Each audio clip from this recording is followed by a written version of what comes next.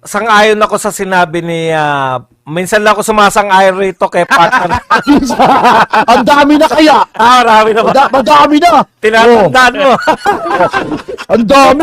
Yan, tama yun. Kasi, tama yung sinabi niya. Na, Sandali, nagsisilos ako dyan. At lagi mo akong kinukontra.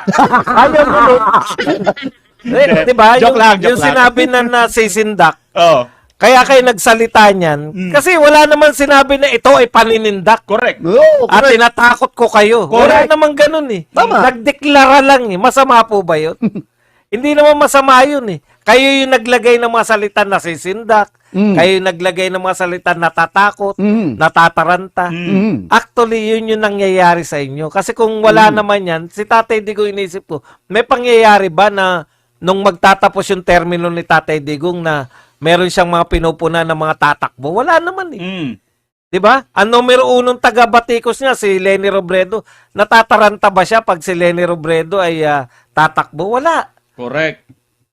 Kinukumbinsin niya lang si BP Sara na tumakbo sana. Kaso matigas kasi ulo nito ni BP Sara. May Noon. nalalaman na ka pa na pero mabuti na rin yun kasi nakita ni BP Sara sa aktual yung mga kinakampihan niya. Kasi siguro nasanay sila sa Davao na yung mga naglilingkod doon, mga totoong naglilingkod. Correct.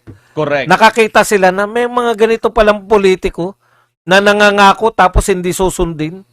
Kaya yun yung ano ni BP Sara, yun yung talagang panginayang. Nasabi niya na minsan yan na nanghinayang na presidente sana, ako sana presidente, di ba? Kung tumakbo siya. Pero ganun pa man, mas maganda po kasi naranasan din namin yung ibang apelyido eh. Oo. Naranasan ng buong Pilipinas. Mula sa Duterte, na alam nyo partner, balik lang natin ng konti. Sige, Parang sige. ang sarap-sarap ng pakiramdam ng panahon ni Tatay Digong. No? Correct. 'Di ba? Parang sa sobrang dali Sarap. nga ng buhay nun, parang nabaliwala na rin ng mga mamamayan. Yung tahimik na yung mga lugar. Lahat yan, yung mga grab taxi. Dati sir, kahit nasaan kami, kahit madaling araw, ano kami. Pero ngayon, namimili kami ng lugar. Correct. Ang dami talagang binago. Alam nyo, partner, ang tagal kong bumabiyaya, ang tagal ko nag-aral eh. Mm. Hindi ako graduate kagad eh. Ang tagal ko bumabiyahe dyan, mula dyan sa norte. Lahat yan, balintawak lang, tapos matatraffic ka na rin sa Bonifacio. Partner, nung unang dumaan ako sa Skyway, putyan, ang ulad na ng Pilipinas. Ganun yung pakiramdam. Oo. Walang traffic. Walang traffic. Ano? Tuloy-tuloy. Nasa taas ka bumabiyahe. At pat, Ay, oo. Di ba, partner? Di ba? Oo, tama. At aside from that, Nakakalimutan natin eh. Oo. We survive. Yes. No? yes.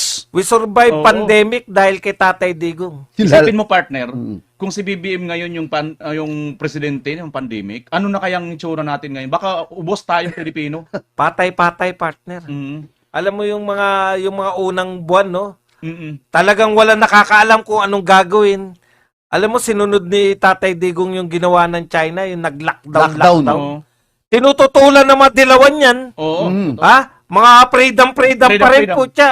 Freedom pa rin. Sila Keiko, mga peste talaga yung mga yan. Alam niyo yung mga dilawan, mga salok talaga yan. Natatandaan ko kung sila kaya yung nasunod nung panahon na yun. Oo. Wala na tayo ngayon dito. Totoo yun. Wala nang birada agila, wala na nagsasalita At ng hindi tayo, grabe. alam mo partner, iabol ko lang uli yung balik ko lang uli sa Sige, panahon okay. ng pandemic. Correct. Kaya naisip ko talaga na dapat maimbestigahan pa yung mga ayuda eh.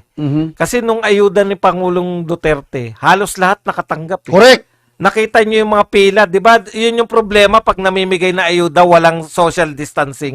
Partner, nakadalawa ako dyan, yung 8,000. Oh, yan. Nakadalawa ako Oh, dyan. 'di ba? Kayo Oh. mga kami hindi kami kasama kasi government employee kami at that ganun time. ba? Tuloy kasi sweldo namin. 'Yun nga yung nakikita ko na halos lahat talaga nakikita natin. Alam mo na kasi kami hindi kami kasama, kaya hindi kami pumipila. Alam mo na may ayuda dahil may mahabang pila. Sa Mga barangay. Sa Emil Yoler. Ha? Sa Emil Yoler. Anong Emilio? Sa Emilio. Oo, doon sila. Nag-withdraw. Hindi, yung una na may pera talaga eh. Oo. Sa barangay. Oo. Tapos dito, mas malaki yung budget ng ayuda ngayon, yung nakarang taon. Oo. Kasi may eleksyon, mas malaki. Tapos, Kung saan lang si Martin, doon lang may bigayan. Oo. Di ba? Samantalang yung panahon ni Tatay Digong, sabay-sabay, buong Pilipinas, sabay-sabay yung bigayan, pero wala pa sa kalahati ng budget, ng isang taong budget ng ayuda ni Martin. Mm-mm. O nung panahon nila Martin. Grabe, no? Samantalang noon, halos lahat, pera yung mga government employee. Galing nga, no? Magaling talaga yung magaling talaga yung matanda. Oo. At dahil napakahusay ng ginawa niya sa Pilipinas, Mm. ayun, pinakulong natin. Correct. Tara pa ng Oo. gold Hinto. reserve. Mm. Nanguha pa ng mga PhilHealth, nanguha pa ng PDIC. Nasaan ngayon yun, yung gold reserve? Ayun, talagang marami tayong kukwestiyonin. Kaya, etong sinasabi nila na hindi sila nasisindak. Hindi lang kayo nasisindak, natatakot kayo. Dahil Nanginginig alam kayo. ninyo, pag si BP Sara na, sisingiling kayo. The day Correct. of reckoning is coming. Kaya talagang maririndi kayo.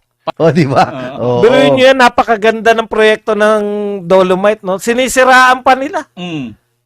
Hindi talaga paninira raw ng environment yung Dolomite.